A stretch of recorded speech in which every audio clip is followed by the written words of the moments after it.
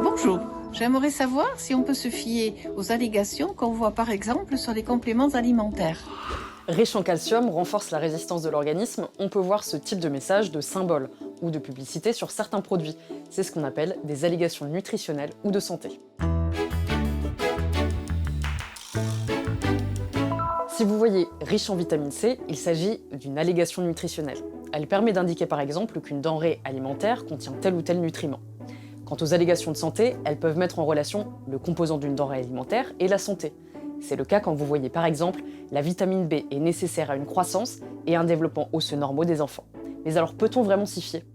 Il faut savoir que les allégations font l'objet d'une évaluation scientifique centralisée au niveau de l'Autorité européenne de sécurité des aliments, puis d'une décision d'autorisation ou de refus qui se concrétise par la publication d'un règlement. Toutefois, une enquête de 2020 de la DGCCRF a révélé un taux d'anomalie de 60% sur les 75 opérateurs contrôlés. Parmi ces anomalies, on trouve des allégations de santé non autorisées, comme par exemple l'ananas est un actif minceur naturel. On trouve aussi des allégations nutritionnelles non conformes, mais ce n'est pas tout.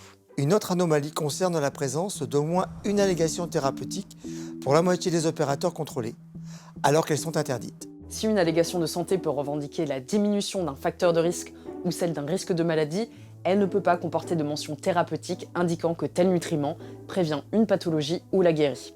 Tout à fait.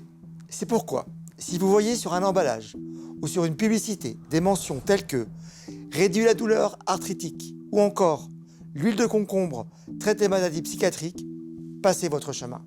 Quoi qu'il en soit, pour éviter tout danger sur votre santé, il est important de bien se renseigner avant de prendre un complément alimentaire. Voilà, vous savez tout, ou presque tout. À très vite pour un nouveau Consomag. Et pour plus d'informations, rendez-vous sur inc-conso.fr.